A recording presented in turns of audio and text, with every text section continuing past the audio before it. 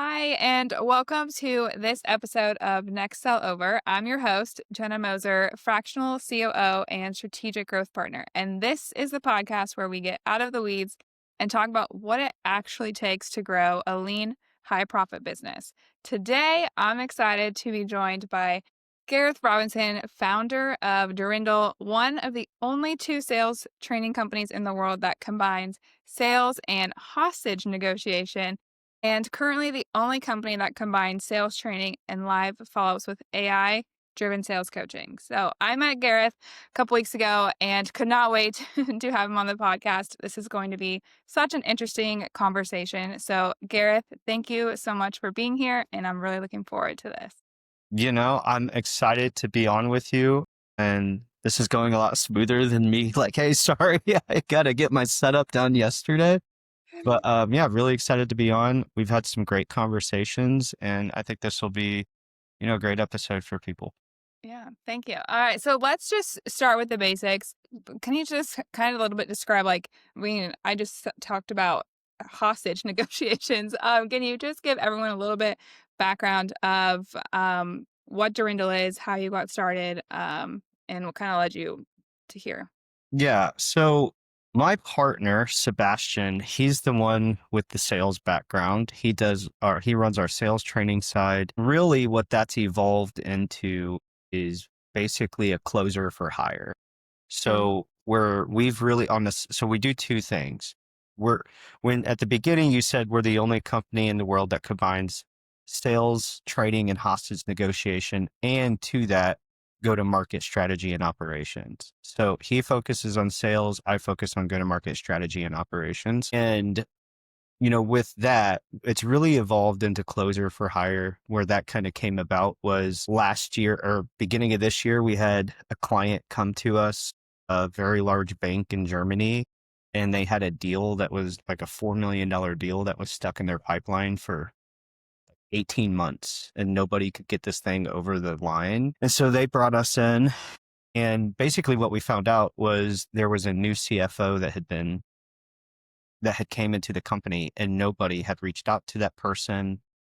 Nobody had engaged with him, brought him into a meeting or anything. So this guy was completely oblivious to this line item to begin with.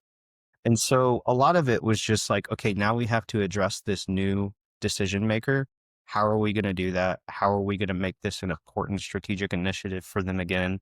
And we were able to do that within 60 days. They closed the deal. Everybody's happy. And we just kind of realized that where we're really trying to position the company is you don't really call us when things are going well. You call us when it's like break glass in case of fire. And that is actually, honestly, that's the kind of work that we really enjoy doing is, like we were talking about before we went live or started recording.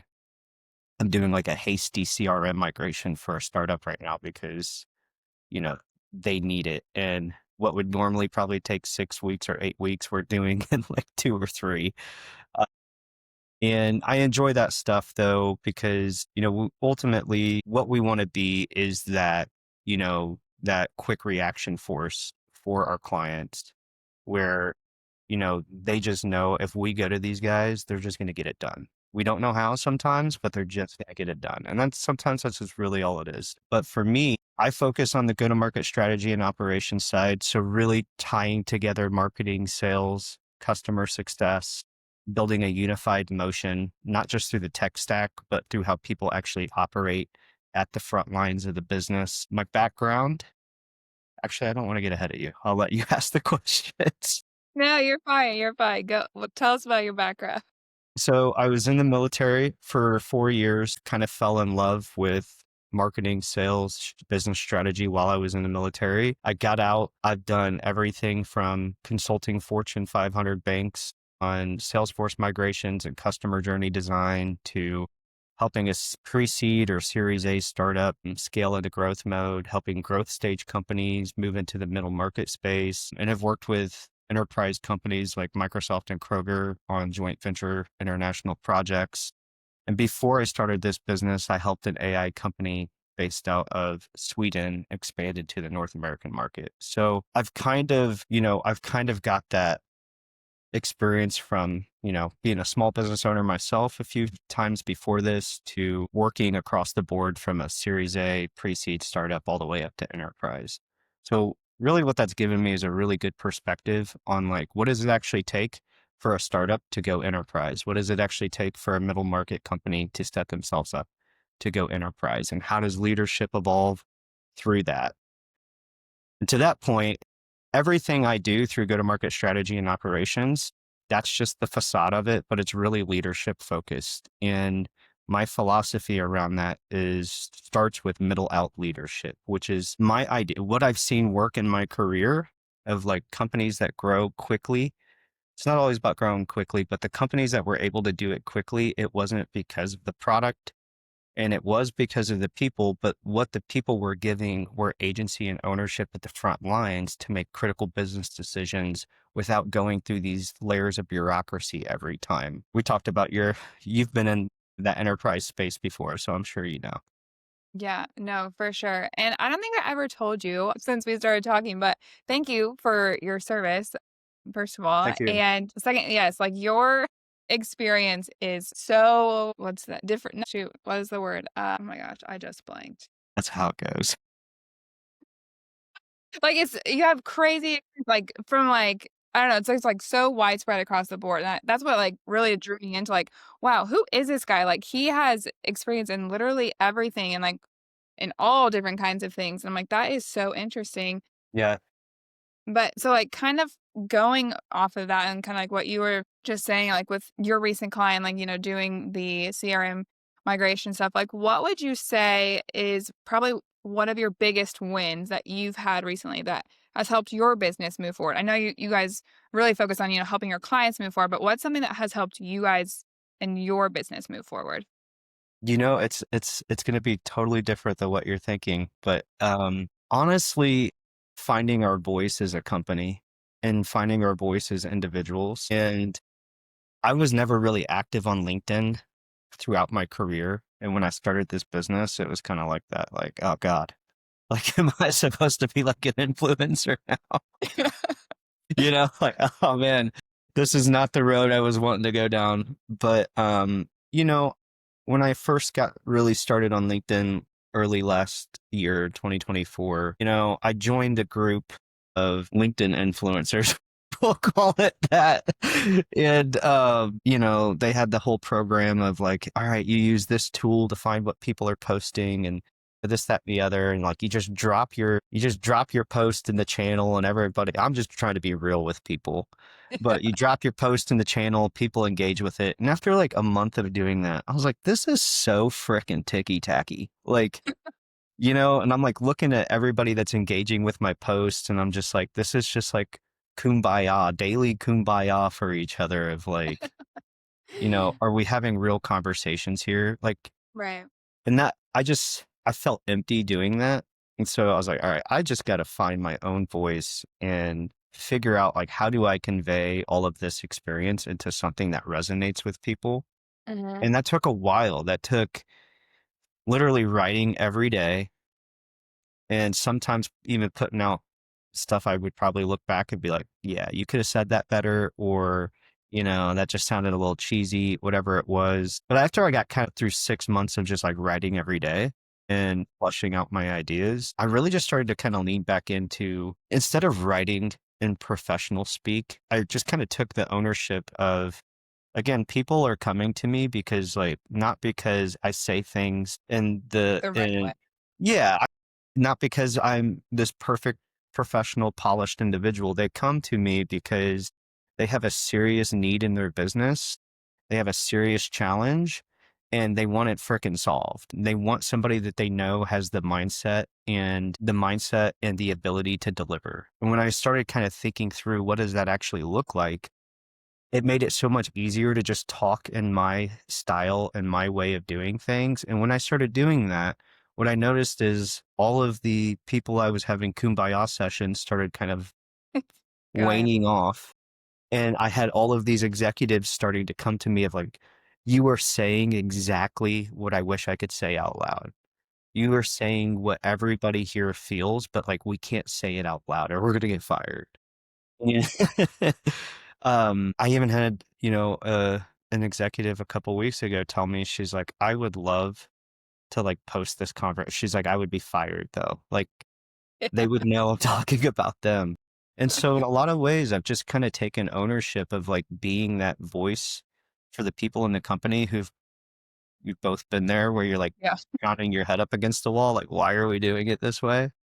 And long-winded way to get to, the reason a lot of this happens is because throughout my journey, through tech, through whatever industries, the one thing that keeps coming up, I keep coming back to is that, and I started in like marketing automation when it was like marketing email specialist to like marketing automation specialist to like marketing operations. Oh, now I have like all these cool titles. Right. But what you've seen is because of the technology, we created these like siloed functions of marketing operations, sales operations, revenue operations, etc.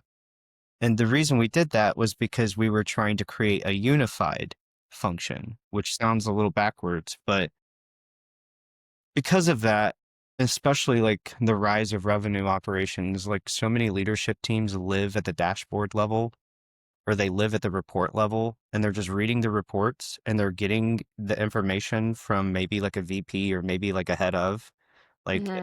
a junior executive essentially. But it's like, if I tell you a story and you go tell 50 people, by the time I get to that 50th person, the story I told you is completely different. And by the time it goes through that many layers of like covering our asses, the story that the CEO or the CMO is getting is totally different from the reality that's being lived at the front lines of the business, where your marketing managers sit, where your SDRs, your BDRs, your account managers, those people who are in the day-to-day weeds of the business and they're like wanting to pull their hair out because they're like nobody's listening. And so that's one of the challenges I really try to solve for companies is helping shift that perspective a little bit of in today's modern go-to-market environment, whether you're a small business, whether you're an enterprise company, there has to be a delineation of agency given to those people at the front lines to not just live in the dashboards and wait until they get a go signal from you 6 weeks from now. Because by that time, the way with how quickly markets evolve and industries and buyers evolve now, like you're playing behind the eight ball every time you do that. And Yeah. so it's really about, from an operations perspective, what I try to focus on is how can we automate all of the menial work, all of the low level tasks where it's like, Mhm. okay, I gotta go put these project status updates in, then I gotta like, let's just automate all of that and give your people the cognitive bandwidth back to actually focus on helping you drive the business. Because, Yeah. it's such a big issue. And it's, I don't know. Anyway. No, I feel the exact same way, like, that is what I really try and help do is too, is like, if you aren't using, like, real-time data, how are you making any sort of, like, important business decisions? Because, like, you're relying on old data and, like, it's constantly changing so fast, and so if you're waiting until you get that, like, month-end report or, gosh, even, like, a week Yeah. report, biweekly report, like, it's already gone, like, you already missed the boat, and so being able to, like, automate and have that data, like, real time is something I am, like, super passionate about, but, Yeah. like, you now being, like, reactive or, sorry, proactive in your business versus reactive, and it's, like, the data doesn't lie, like, you talked about, like, a story earlier, like, your data is trying to tell you a story, but it's like, are you even listening? And so that is something, yeah, I am super I find like most Don't people, get like me started on a frickin' go on a heater about this. right. But it's like people don't understand the importance of, like, knowing your data and, like, understanding what it's telling you, like, what is working, what is not, and, like, where can we make those quick pivots so, like, we're not missing tens, $100,000 in revenue because we missed, looking at this when we could Yeah. have had it all along, so, And yeah. that, what you said there is so true because most of the like metrics that companies are tracking or most of the reports or dashboards that companies are living and dying by, it looks like real-time data, but it's really lagging indicators of where the business is actually performing. And this is where I feel like marketers really have to evolve, because go to market is a entire function that combines those three, maybe even four teams in some businesses. And CS can't work without marketing. Sales can't work without marketing. Right. And my belief is that marketing is always and will always be the backbone of go to market, especially elite go to market performance. When you look at the companies that perform really well, it's because the marketers aren't so focused on branding, design, brand awareness. They're Yeah. focused on how can we be the spear tip for sales. And what I kind of like equate that to now is marketing needs to be the recon team for the sales team and the CS team. They're at like, okay, we're rolling out a new campaign. Before we do that, marketing is getting a lay of the terrain within the industry. They're finding out where the highest value targets and highest value opportunities are. They're gathering the intel. They're feeding that back to sales. They're building that game plan together. And then sales and CS are kind of your quick reaction force or your quick strike force that comes in and executes that battle plan while marketing stays out ahead of them as that plan continuously evolves. But Yeah. too often, and if you talk to a lot of executives, what you see is it's like something. I read a Harvard Business Review report a couple months ago. Something they interviewed 1,000 CEOs, and 78% of CEOs do not trust the data that their CMO gives them. So great.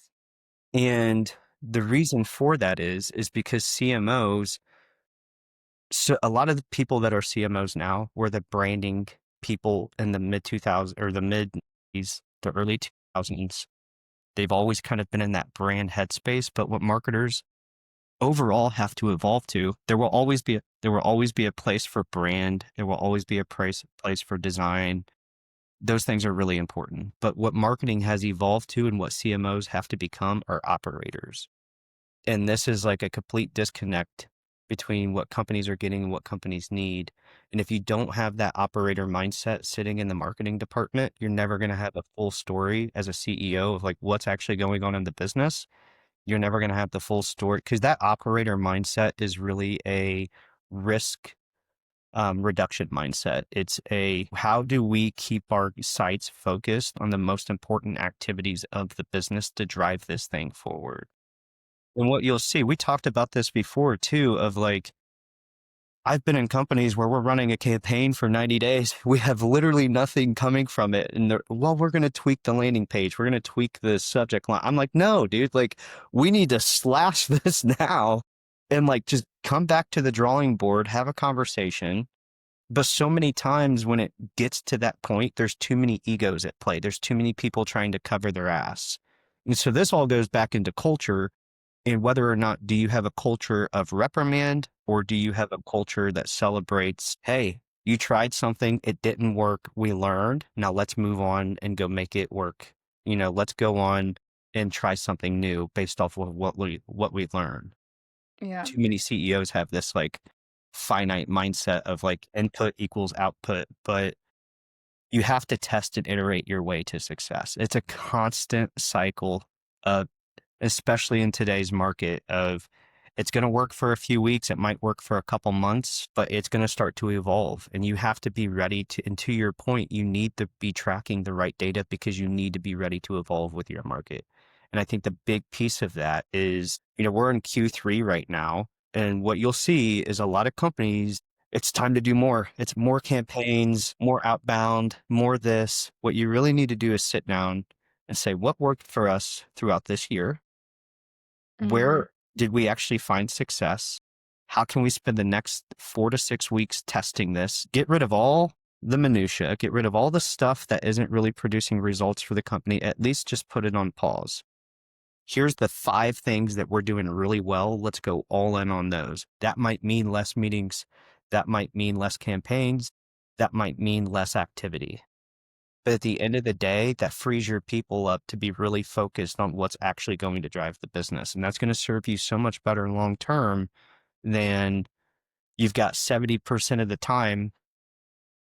There's another data point, something like 40% of the time, middle managers are literally just trying to get status updates on what is actually going on in the business. 40% of their time is spent on admin level work that doesn't actually drive the business. So that's basically 2 days out of the week, maybe 2.5 days out of the week gone, zero production because people are literally just trying to prove what's having impact.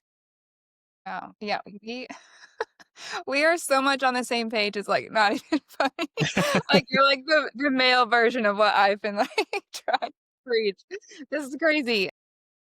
So, like, you just, like, kind of fed into my next question of, like, okay, so you were talking about the importance of, like, tracking metrics and, Yeah.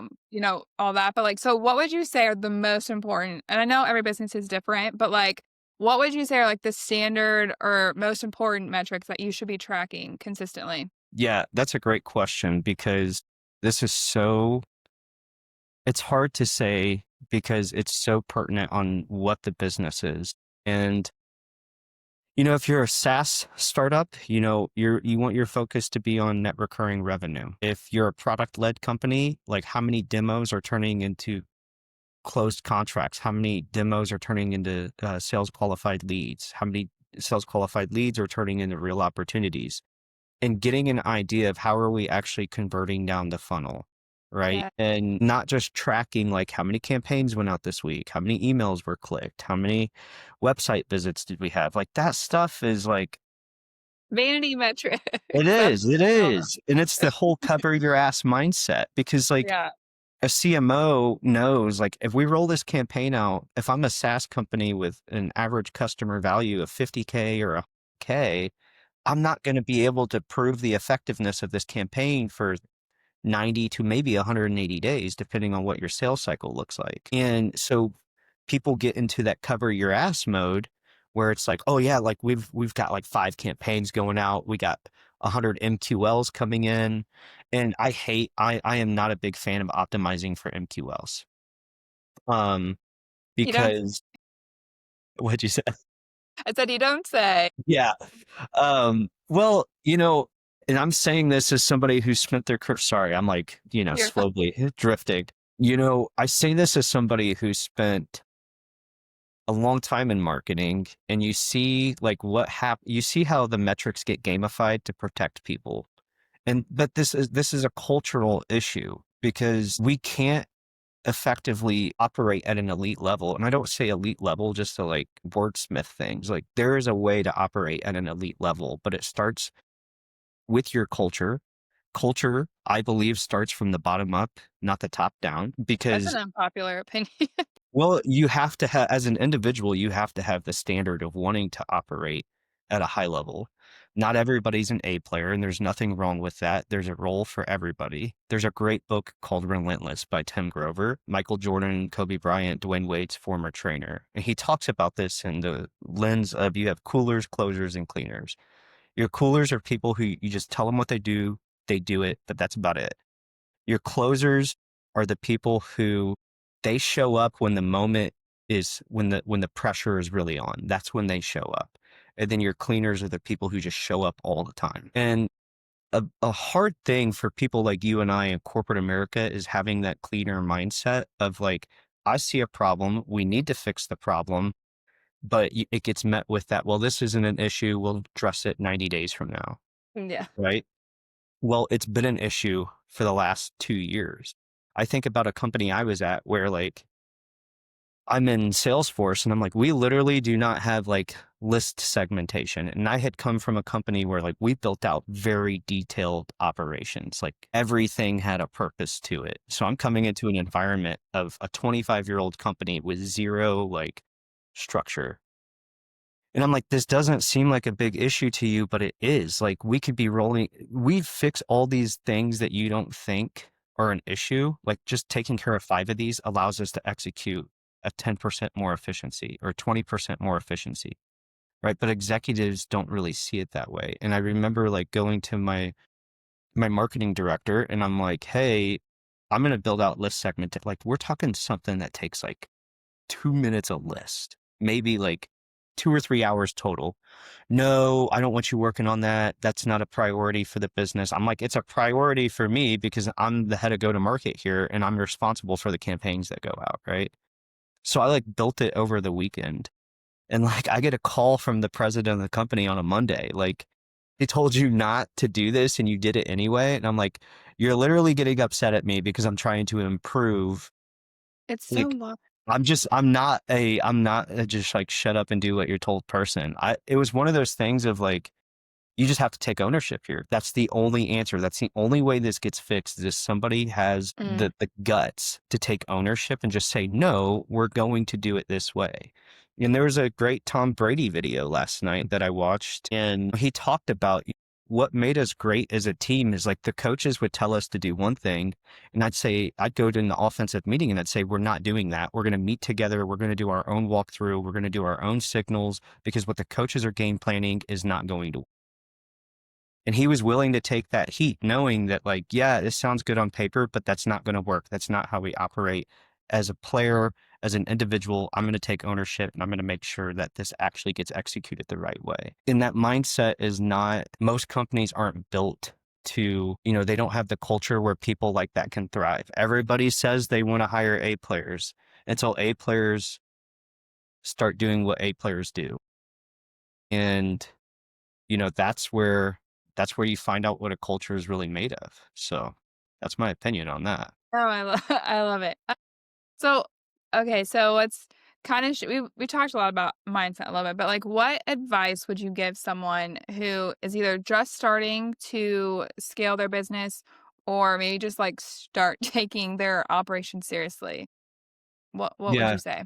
just start with the little things. Start with the little things. It doesn't have to be like we talked yesterday. Like there's this mindset out there that like scalability and scaling means like just moving quickly and running like a bull in a china shop. And I don't think it's anything like that. Scaling is when you're ready to scale, really what you're doing is you're going back to that loop, that feedback loop of, idea, test, iterate, deploy, refine, optimize, come back to the table.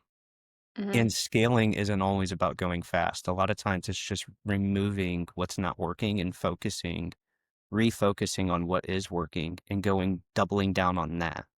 To me, that's scaling, right? And then you get to a point in the business where, hey, we were a $10 million company and we got to 25 million and what we were doing was like working, but now we're kind of stuck in the mud. Okay, now it's time to kind of come back to the table and realign your operations around where the business needs to go from here.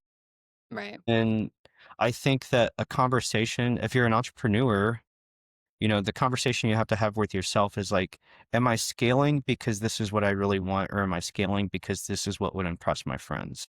This is what would Yeah. impress my colleagues and my industry partners and things like that. Because, there's a point in time where what do I want to call it? Where the opportunity cost is you actually having fun, you actually enjoying what you're doing, you actually having time for your family. And, maybe that's at a million, maybe that's at 10 million, maybe that's at 50 million. But this whole idea, like this Andy Elliott and, Grant Cardone mindset of like, we got to go be business bros and like scale to the fucking moon, dude. Like, it's just not reality. Like, Wait. nobody's going to take you seriously in a professional environment. That might work to some degree in like the small business landscape, but what people want across all, maturity levels of business is they want people that they can trust to deliver. They want people that actually know how to build a relationship, are trying to serve people and do that really well at a high level. And, you know, like we talked about yesterday, that all comes from relationships. Every single ounce of it comes from doing the dirty work that you can't automate in Apollo, you can't automate in LinkedIn, all this shit. You have to ask yourself too, like, who do I want to work with? Do I want to work with the best of the best, or do I want to work with the people who are pretending to be the best? You know? And because perception's everything. And you spend 10, 15 years in that whole Andy Elliott bubble, for instance, like your perception is your perception at that point. In professional environments, like the, y- what you represent, the things that you do, the things that you say, how you treat people, how you approach people and build relationships, that goes 10 times farther than any results you produce out of the business. For Nobody sure. wants to be around an asshole just because he has $100 million company. I call it like the powder blue Corvette guys. I'm telling you, like every like roofing, because I used to do roofing sales in college. Every roofing contractor, plumber, etc., that hits a little bit of money, it's like we got to go get the powder blue Corvette and an oversized watch, and like it's like, dude, it doesn't have to be like this. You do not have to denigrate the family in pursuit of money. There's a lot of people doing it the right way, but I think some of the um some of the scabs on that stuff are being peeled off right now, and people don't really For sure. jive with that. I know, I told you I was kind of just, like, had left that whole world because, like, I wanna work with the people who I can truly make an impact and, like, treat them like they're an actual person. I feel like once you get so big, they just become, like, and I guess I can't truly speak for them because like, I haven't been there, but, like, you just kinda get that feeling that you're just another business or you're just another number that they're, trying to get past so they can go to the next level, but it's like, when you're at this level, like, everything is so intentional and authentic.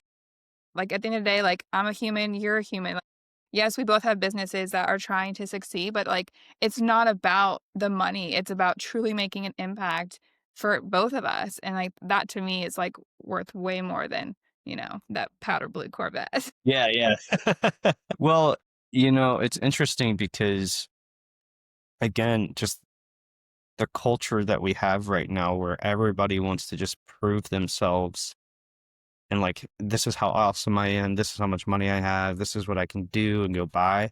The reality is, like, if you actually want to be a player in business and like have sustained success, there's going to be this messy middle Mm. of 3 to 5 years where you're just treading water. You're making a little bit of money. You get to the point where it's like, okay, hey, we can go out to a nice dinner or we can go on a decent vacation, stuff like that.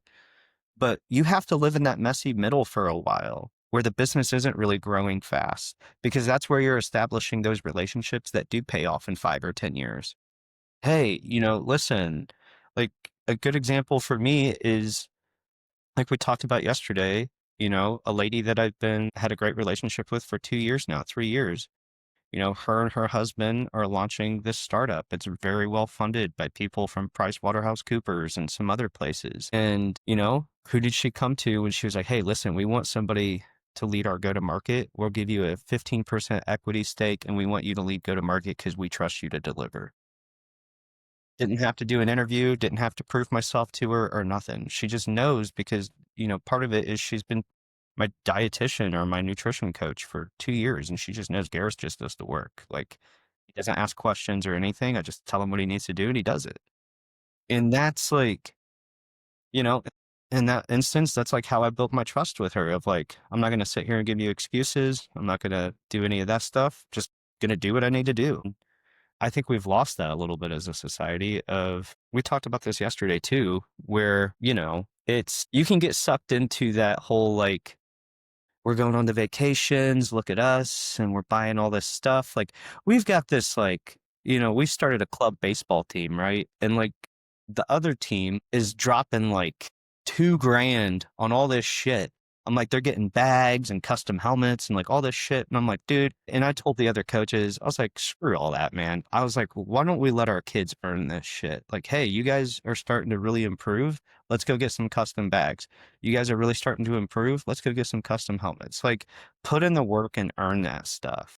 Yeah. Don't just be the guys that show up looking flashy, that have piss poor attitudes, that don't hustle, that don't try hard, have poor work ethic, not a great teammate, all those things. Because what does that teach a kid? Well, Right. I'm just going to get a pat on the ass because, I look cool, because I look the part. Guess what? Life doesn't work that way. The people that Yeah. actually matter in this world, the people with the budgets, the people that will actually give you the opportunities in life and open those doors for you, they don't give a shit about any of that. They care about whether or not I can actually trust that you're a good person and whether or not you are actually who you say you are. Yeah, for We've sure. lost that as a society. Sorry, I'm like, No, you're that we're one gets dropping me a little bit. We're at like that age where it's like, You see the kids and the parents like think their kid is like this future MLB player. And I'm like, I can't even get your kid to hustle to first base. What are you talking about? Like, Yeah. kid literally walks to first base. Like, let's focus on that first. And then we'll get to the NIL fund for little Timmy. No, I love that. I also love what you said because I think this is something like people like need to hear. I need to hear it. It's just like that 3 to 5 year like messy stage of just like sitting in that, and it's super uncomfortable, and Yeah. you don't want to be there, but knowing like what is going to come out of it, like on the other side, is like should be motivation enough to like stay Yeah. in it. But I think so many people like want to just bail and not stick through it, and I think that is like some really great advice to You just miss so much of your for that. story too. Like, through Yeah, that, you have a real story, not this like Lululemon, not knocking Lululemon, but this like I look the part, I've got the Rolex, I've got the Beamer, and like, yeah, dude, like you're not going to be around very long. That shit because what those guys end up doing is they have to cycle through all these different networks of people their whole life. They burn one relationship after another after another. And while it looks cool in the short term, guess what happens when they're 40, 50 years old? They're getting divorced. Nobody talks to them, yada, yada. They've got their powder blue Corvette and they're sitting alone in the house, probably freaking sports betting and all that shit. I could go on a tangent about sports betting. I like, I literally hate it. Like, my friend's like, dude, you should do this parlay. I'm like, bro, like, has like other priorities in life. Like, how did we get here? No, I'm just kidding. So you've given like a ton of great little bombs so far, but like what would you say like if you could go back and give your past self like one piece of clarity? Because that's like kind of my big thing is like helping people come from like that super chaotic mess to then finding clarity on the other side. Like what would you if you could go I back? would just say, man, it's hard. I would say build the right relationships with the right people as soon as possible. Like, I, I had a chip on my shoulder because I was a high school dropout. I was the kid that got made fun of a lot. And so when I got out of the military, I had a big chip on my shoulder to go try to prove myself. Well, that lasted about 4 years till I burnt out and I felt like what I was doing was kind of meaningless. Yeah. And it wasn't really until like 3 years ago where I got out of that lone wolf mentality of like, I have to go do this on my own. That will get you so far. If you do it the right way, that can help you build the right mindset with the right approach, with the right habits, and the right disciplines, all those things. So it was good in that regard. But you get to this point where you're like, why can't I get, and you just realize like, I need the right kind of people in my life to facilitate my next stage of evolution as a human being. Yeah. And people like decouple, like I won't work with somebody I think has like no soul. I don't care if you run a $1 billion company or $1 million company, whatever it is. I don't care how popular you are. If I feel like you're full of shit, like I don't want to be around you. That's like my whole that's my weed out mechanism of like I care about your mindset and your approach to life and your approach to relationships and people more than I care about what I can get out of a relationship with that individual. Yeah. And, maybe when I was in my 20s, I definitely had some of that starry eyed, like, oh my gosh, this, you know what I mean? But like Yeah. at the end of the day, like those guys, a lot of the guys that get there and stay there, they do exactly what we were talking about. They're doing things the right way. They built the right relationships. They fostered relationships with the right people. My other piece of advice would be like, you need to look at like your network as not like all the cool people I can have at a table. It should be like, okay, over the next 5 years, I'm building a table with 25 seats at the table. And I don't have the seat at the head of the table. I actually need somebody to fill the seat at the head of the table, which I was lucky enough to find. But I don't care if they know each other, they don't know each other. I want to build a table where these 25 people all bring something to the table that complements each other and they're good people who focus on building relationships the right way. And through that, you find these interconnected opportunities. Hey, I can introduce you to this guy. He does this. Hey, I can introduce you to this guy. He does this or this girl, whatever. That's such a big part of it. And it's like, We live in a world where it almost feels like you have to give your energy to everybody. And guess what? You don't. And you're going to be looked at like an asshole because of that. You're going to get people who, oh, you must think you're better than everybody else or whatever. You must, it's really not. It's just knowing exactly what you want out of life and making sure that you're stay true to yourself and your family and your goals. And you only bring the right people into the door. And so Yeah. sometimes, like I can't be this intense around my friends. Like not all of them, but like, maybe a group of like 15 people I used to talk to often, like close friends, it's like down to 3 because it's like, hey man, listen, I'm at this point, I don't have time to sit around and talk about politics. I don't have time to sit around and talk about sports betting or any of this other shit. Like I'm just in a season of life for the next few years where, hey, I've come into my own and I want to make sure that like I maximize the next 15 years, the next 20 years. Mm. And it's not about working more. It's not about going 100 miles an hour. It's just about being true to yourself and really what you want and not letting, meaningless conversations pull your mental bandwidth away from you and stuff like that. Yeah, no, I totally agree 100%. And I know what listeners are probably thinking of like, okay, Gareth, yeah, like that sounds great, finding the right people and building those relationships, but like but it's like how, right? So like, and I know we're, going long here, but like what's a tip that you could give someone to like help if they're like, okay, yeah, I want to do that, but like how do I do that? Like what would you give like just one little tip for someone who's trying to build that table, and they're not really sure where to Well, go? number one, you have to be able to read people and filter fast. I think I learned this through our business of doing a lot of coffee chats and just realizing I got to a point where I was like, I don't need to be doing 15 coffee chats a week. Like, because what you realize is that 90% of them don't really go anywhere. You don't have a meaningful conversation. And you can't have 15 meaningful conversations in a week to begin with. Right. And, so, I just started kind of focusing on like, hey, I really like this individual. I'd like to get to know them and, spend that time building a relationship and building some trust there. Maybe even, hey, let's work on a project together. Like, what can we do? Like, what can we collaborate on? Stuff like we talked about doing like just like a private small circle entrepreneur group, Yeah. meeting up, going out for a hike, like stuff like that of getting people together in like small groups. Don't worry about being at these business conferences where there's 10,000 people. Like you find the right people and try to get a small group of 5 or 10 people together for a weekend or for a hike or for a dinner, whatever it may be, like that's where those real relationships are formed. And then, it's about being in the right rooms with the right people. Like, okay, if you're looking at a networking group, right? Whether it's, let's take BNI for instance. Okay, are the people that are in this BNI chapter, like, are they the kind of people that are going to get me to where I'm trying to get to? Not that they're bad people or they, whatever. That's not what it's about. It's just, you got to find the people who are playing the game as seriously as you are.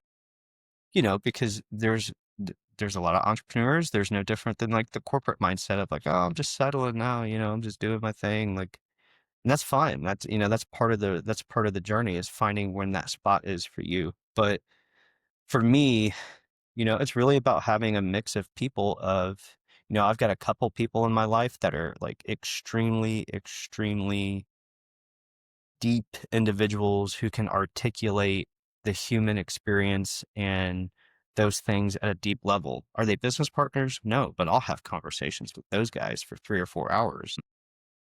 You need people that are catalysts, right? People that like, how can we help each other really drive our business or our relationships or even just our personal growth? You need people who are evangelists. These might not even be customers or clients. They might just be people who believe in you and like, listen, Right. I don't have anything to offer you, but I fucking believe in you.